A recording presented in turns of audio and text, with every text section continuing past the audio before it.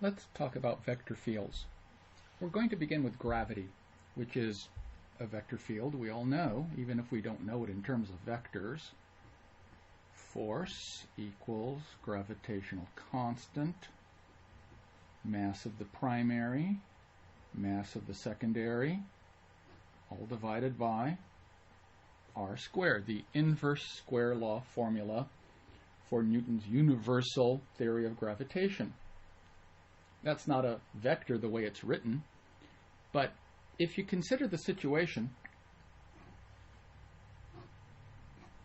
suppose you're out here at the point x, y, z, and you have your primary of mass m right here, and your secondary of mass little m right there. This distance right here, the distance between them, is r. R is squared, and it's in the denominator. This is the inverse square law of universal gravitation.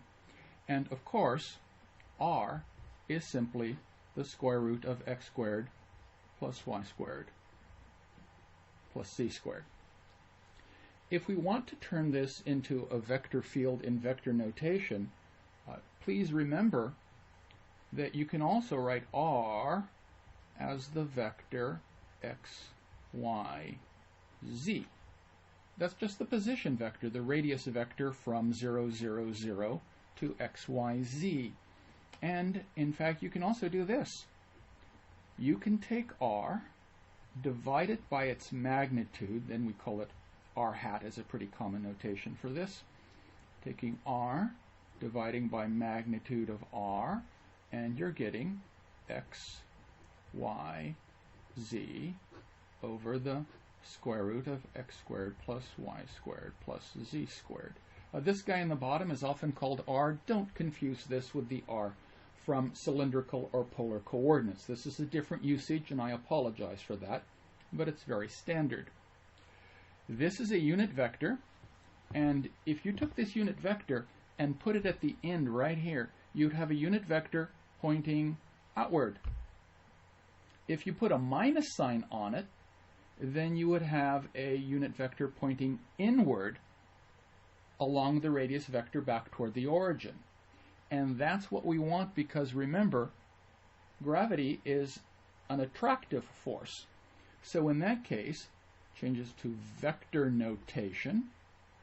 I'd have g, m, m over, let's see, this is r squared. I'm going to write that as magnitude r squared, and minus r hat.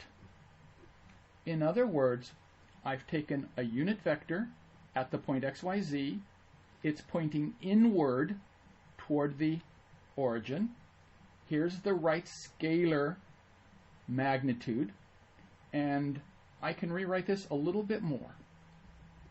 Here's g, m, m over, I can write this as magnitude r squared.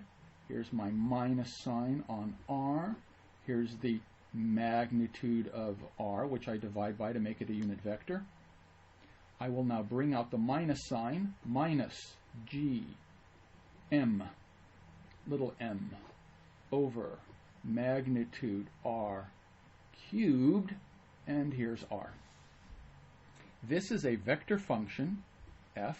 I'll put in the x, y, z variables for the argument, and that's the law of gravity. This sometimes bothers people because you see a cube right here, but remember, one of the r's here, one of the magnitudes, is to unitize this guy, so he doesn't mess up the scale. The scale is completely provided by g, m, m, and r squared. If you take a look at our textbook, you'll discover that Stewart likes to use a bold x here, using vector x as a position vector. I'm not going to do that. I'm using r instead. I don't like using x when x is very busy being the first coordinate of the xyz system. So that's a vector field. I will tell you one thing more about this. This example of a vector field is a central field. Central fields are those that all point uniformly toward the origin or away from the origin. You know, Coulomb's law is very similar to this, and if you wrote the equation for an electric field, it would point outward or inward depending on the sign of the charge. Gravity always has the minus sign because it's inward, attractive toward the pole. Now let's talk about one other aspect of vector fields. In general, a vector field is just P, Q, R. The I component, the J component, the K component, where these guys are, in fact, I could write it that way, Pi, Qj, Rk. Or if I go back to the bracket notation, I could be more detailed by putting in the arguments. And obviously, you could create all kinds of arbitrary vector fields simply by defining P, Q, and R as functions of x, y, and z. For your information, this simply fills up your domain, your x, y, z space, or if you have a planar field, your x, y space, with arrows, with vectors pointing in different directions. They emulate flow, they emulate electric fields, they emulate gravitational fields. That's why they're so useful in physics. We also have a device for creating vector fields. You might recall this fellow. If you have the gradient of the function little f of xyz, remember what that is. That was partial of f with respect to x, partial of f with respect to y, and if there's a third dimension, partial of f with respect to z. So let me label these.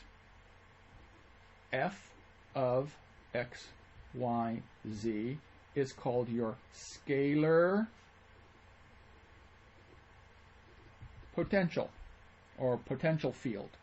We don't really need to say field, it's basically a function, but we've upgraded our terminology to call them fields now. And if you take del f of xyz, and you decide that this fellow, this is your P, this is your Q, this is your R, you now have a vector field by using the gradient. So this fellow right here is your gradient field, and I kind of messed that up. Gradient field, and it's a vector field, okay? Whenever you have a vector field that comes from the gradient of a scalar, this fellow is called the potential. Little f is the potential, and f is the vector field associated with it.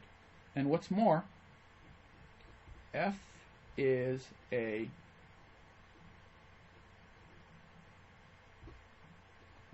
conservative vector field if it equals the gradient of someone. So, as a very simple example, suppose you took the scalar field f of xyz and x plus y squared plus z cubed. Just made that up. Take the gradient. Well, let's see, the partial of this with respect to x is 1. The partial of this with respect to y is 2y. The partial of this with respect to z is 3z squared. If we call this f a vector function of x, y, and z, that is a conservative gradient field, a conservative vector field. And you know this will also go the other way around. The other way around is when we give you the vector field and we ask you, is there a potential and can you find it? There are some useful criteria for determining whether the potential field exists, and it's going to be pretty obvious, I think, that we're going to need to do anti-differentiation of those components to find potential fields. So that's coming up, and we'll be doing that next.